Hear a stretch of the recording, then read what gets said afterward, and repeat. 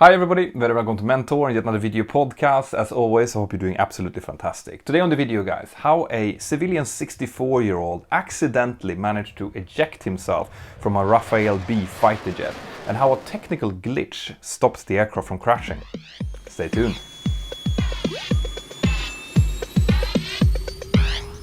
Wind 31016, everyone right, right on. Third line, 31 right. Delta 260, clear dude. Right guys, so most of us go our entire lives without ever having a chance to go on a proper military jet flight. And some of us who are nervous flyers, they wouldn't even wish that on their worst enemy. And that was the case when a 64-year-old French civilian defense contractor got given a gift that he definitely didn't want from his colleagues when he was about to retire.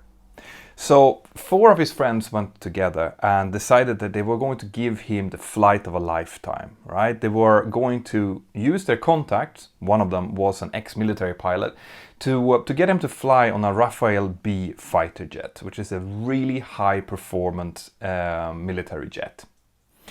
Now, the defense contractor, the 64-year-old, he didn't tell his friends that he didn't really want to do this, that he was actually a nervous flyer. So he said in the subsequent investigation that was just released this week that he felt pressured. He didn't really want to say anything and he just wanted to get it over with.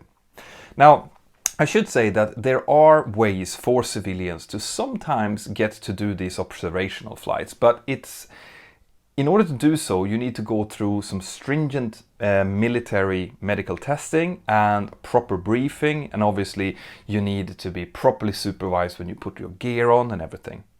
But because of the slight kind of informal nature of this, probably the ex-military fighter pilot kind of pulled some strings in order for this to happen. This stringent protocol was not enforced. So instead of doing the normal, which is to do a medical test and then wait 10 days so that you have a chance to kind of either prepare yourself both physically and mentally or turn it down, this 64-year-old, he went to his own private doctor about 4 hours prior to the flight.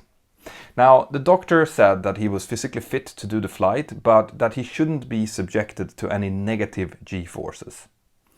Unfortunately, that little detail was not then told to the pilot who was going to do the flight.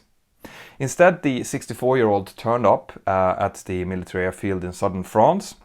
He was given a rudimentary safety briefing, but apparently no one helped him to put the gear on because his G-suit, his G-pants was not put on properly. His helmet wasn't attached, his visor was up, and his oxygen mask wasn't attached either. And to make things even worse, when he climbed into the jet and sat himself into the chair, he didn't fasten his seatbelt properly. And that was going to have some really dire consequences. Now, he was very, very nervous at this point. I think anyone would probably be nervous, but since he was a nervous flyer, that didn't help. It was estimated between 136 and 142 beats per minute of his heart rate. And the only reason they know this is because they managed to download the data from his smartwatch that he was wearing at the time. So anyway, the aircraft taxied out and they did what the military pilot would probably say is a normal departure procedure, which is they took off with afterburner. They then proceeded with a 47-degree climb angle. Just to put that in context, when we climb out normally with a 737, we have about 17 degrees. So they had a further 30 degrees on top of what a normal climb angle would look like. Now, after that 47-degree climb, they leveled off at 2,500 feet. So during the initial climb, the passenger would have experienced G-forces of about 4 G. So that's 4 times his normal body weight. And that's a lot, but it's not extreme. Okay, he wouldn't pass out from that. It would be equivalent to what you would experience during a fairly heavy-duty roller coaster ride. But of course, if you go from 47 degrees climb to level flight, you will also experience negative G-forces, and this is what happened. So at 2,500 feet, the pilot leveled off, and the passenger experienced about minus 0.6 Gs. Now remember how he hadn't fastened his seatbelt properly? Well, the problem with 0 Gs and less than 0 Gs is that when that happens, you will then kind of rise up out of your seat. You'll feel your stomach coming up. And in this case, since he wasn't fastened properly, he would probably have moved out of his seat slightly. Now, what he did then was what pretty much anyone would do. He was grasping for anything to hold on to. Unfortunately for him and for the pilot, what he held on to was the ejection handle. So he ended up pulling the ejection handle at 2,500 feet.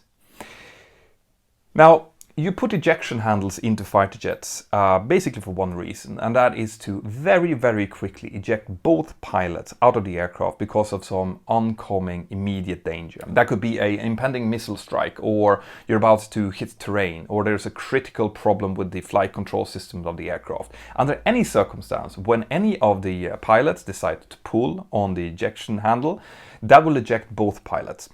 And the way that this will happen is by, first of all, there's going to be explosive charges that explodes in the canopy that will remove the canopy. That's step one. Step two is that the aft jump seat will shoot out. Step three is that the forward canopy will explode, and step four is the ejection of the flying pilot.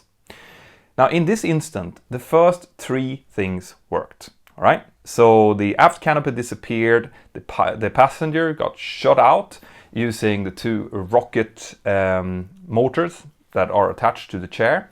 His parachute deployed, and normally, in normal circumstances when this happens, there is supposed to be a life raft, a dinghy, that's supposed to inflate as well in case he ends up, crashing into water. But for some reason, it turned out later on that the dinghy wasn't properly stowed, so the dinghy never really inflated. Didn't matter though, because the passenger landed safely in a field with only some minor injuries. But I told you that it was only the three first steps that worked. This meant that after the passenger had been shot out, the forward canopy also exploded, but the pilot was never ejected. And this was just because of a technical glitch in the ejector seat, in the ejector sequence.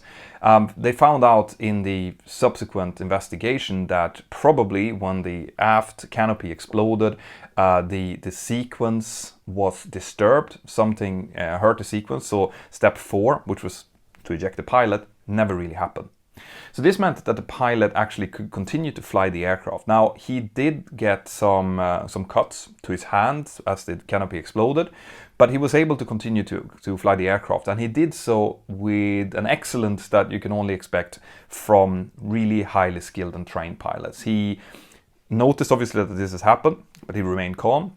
He put the international emergency transponder code in, which is 7700. He flew the aircraft away from any built areas, any areas where he could cause damage.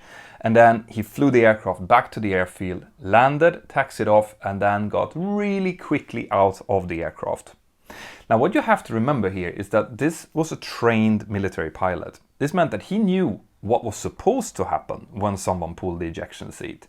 So he knew that at any point during this flight in towards landing, that ejection seat that he was sitting in could activate, that he could find himself flying, under a parachute at any given second. So you can imagine the kind of cool that is required in order to do this flight. Now, after the aircraft had landed, the aircraft had to sit isolated for 24 hours because at any point that remaining seat could have exploded and shot away up. It didn't happen, and they managed to get some personnel there that could deactivate the seat before the aircraft was deemed, safe to be close to again. But the main thing here, the kind of moral to the story, is that sometimes technical failures can actually help the outcome of a situation. However, that's very, very rare. Now, I should emphasize that both the passenger, he got some minor back injuries, but that was considered very minor, and the pilot, who got some cuts on his hands. Apart from that, no one was injured in this incident.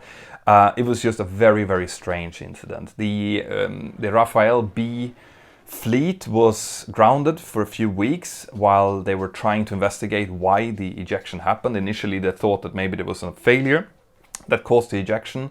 But then obviously as they realized that the system had worked pretty much okay, they could continue to fly, providing that they made sure that the ejection sequence, the 4 steps, actually worked properly. There was also some quite harsh mentions in the final report about, you know, the importance of adherence to the medical procedure, and especially telling the pilot about any medical restrictions there might be. And also the fact that the passengers had to be properly briefed, properly secure for any kind of observational flight in a military aircraft, which kind of made sense. But I would probably add one thing to that, and that is, maybe if you are thinking about giving away a military experience flight to someone, check if they're a nervous flyer first, because then maybe a nice cake and a beer on the town is better.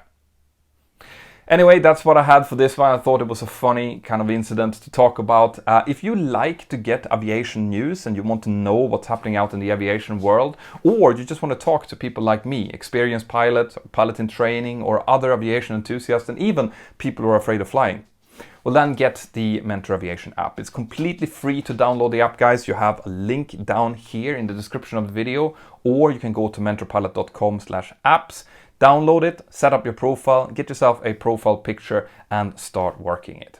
Have an absolutely fantastic day wherever you are, and I'll see you next time. Bye-bye. Right, guys, I really hope that you liked that. If you want more content like that, more aviation content, well then, check this out. I hope that you have subscribed to the channel and that you've highlighted the little notification bell. See you inside of the Mentor Aviation app, and have an absolutely fantastic day. Bye-bye.